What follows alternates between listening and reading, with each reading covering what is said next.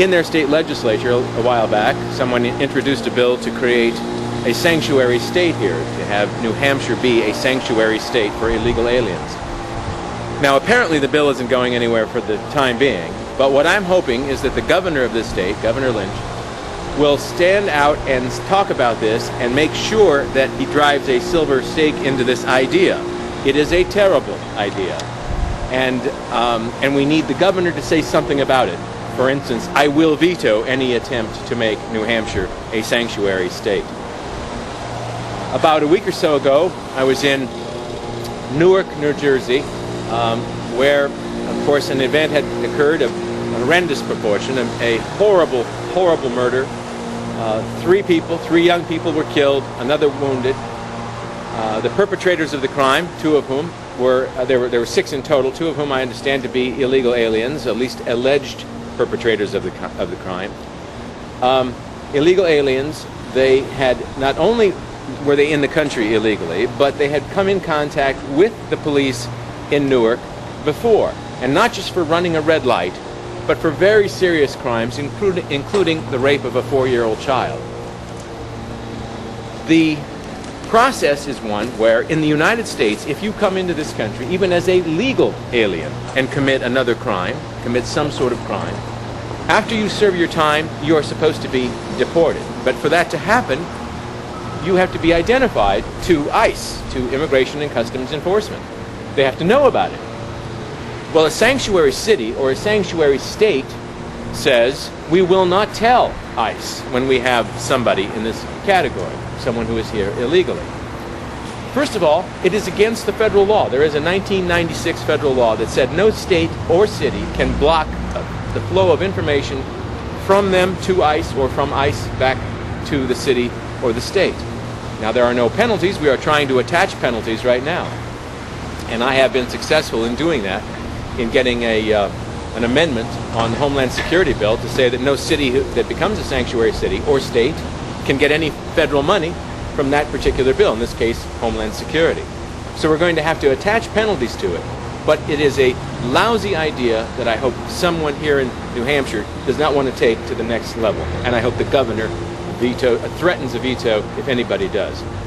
Sanctuary cities invite problems, just like Newark and cities all over this country that are finding themselves in a world of hurt. They also, by the way, this bill that was proposed here in New Hampshire would have prevented any 287G arrangements with the federal government. Now, that simply means you can have a city that says to the federal government, we would like to have you train some of our officers. We would like to work together to actually deal with the issue, especially of gangs and the illegal immigrants who are committing other crimes in your community.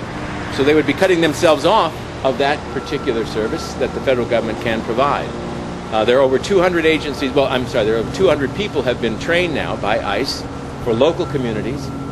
It's a very good thing. It's a great program. New Hampshire and every city in New Hampshire should look into it. But declaring itself to be a sanctuary state is a terrible idea. And I would hope that the governor would come out and voice his strong opposition to such a concept. Why do you think it brings in problems? Well, first of all, your sanctuary city attracts not just people who are illegally here in the country. I mean, that's not a good thing as far as I'm concerned, because I believe illegal immigration is a huge problem. But it also attracts a lot of other people who are prone toward crime, the criminal element, the gang.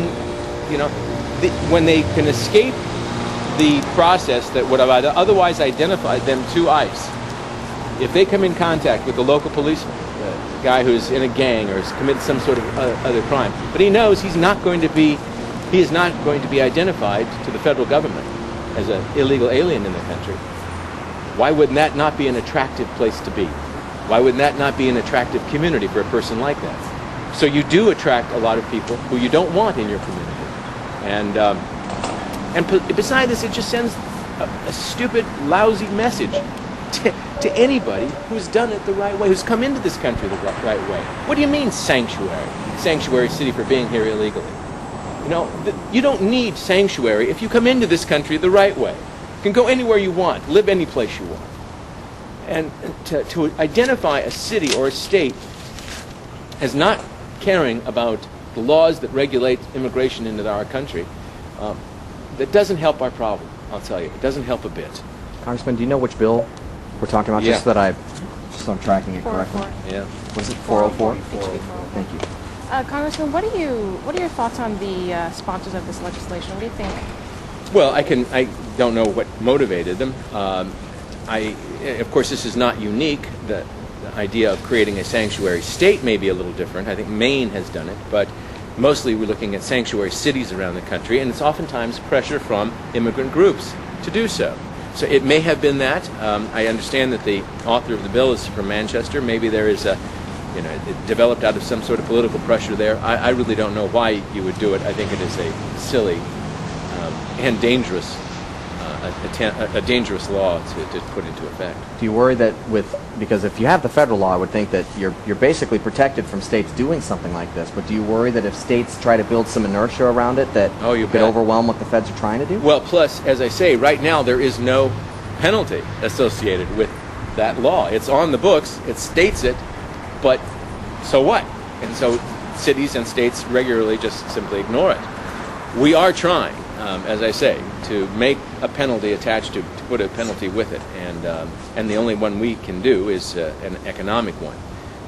But sure, if it gets, this comes about because of political pressure that, as a result of massive immigration into this country, both legal and illegal. I mean, this is a perfect example of why we've got to control our borders. Because if you don't, this is the kind of thing you start facing. I mean, who would have thought about this idea 20 years ago? Could we really believe that a state would honestly have a bill introduced, or any city in this nation would actually go through the process of declaring itself to be a sanctuary for people here illegally? I mean, this is a bizarre thing. Well, it's happening all over, and one reason is because the numbers are so high, so huge, and it begins to create political pressure. We have got to control our borders. We have got to go after employers who are really the magnet that pulls all of the people into this country illegally. And when you do that, you will find that people will go back home. When they don't have a job, when they don't have the thing for which they came, can't get the thing for which they came, they will go home. But sanctuary cities, encourage people to do the wrong thing. Encourage employers to offer jobs to people who are illegal because they figure they're not going to get in trouble.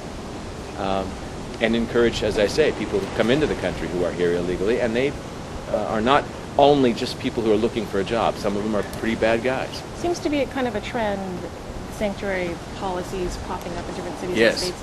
What kind of deterrence do you think should there be to discourage that kind of activity? Well, I think there should be an economic penalty to be paid by any city or state that does that.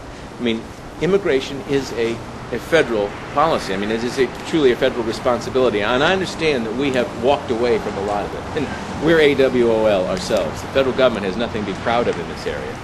But, our job is not made easier in trying to actually control the flow of immigration into this country in a legal, orderly process by cities or states that declare themselves to be sanctuaries for people who are here illegally. So there should be a penalty if you're going to do something like that, and I think it should be an economic penalty. And as I say, I've actually every year for 7 years I introduced an amendment to any bill I could see going by. This is not new. Please understand, this is not a new issue for me. I tried it first 7 years ago. I got 83 votes on an amendment to an appropriations bill. This year, about a little over a month ago, I passed it on the Homeland Security bill with a voice vote. The Democrats didn't even call for a recorded vote. So it's amazing how many things have changed in just a few years. Well, and I think we should prosecute any mayor, any city council person that actually does this, actually implements something like this. They, it seems to me, are in violation of a criminal law. It's called aiding and abetting. I mean, there is a federal law against aiding and abetting someone who is here illegally, and that's criminal prosecution. And I absolutely agree that we should go ahead with that. So you Yes. think the state No, go ahead, legislators, Beverly. the volunteer legislators who No, propose this bill should be charged criminally? No, I think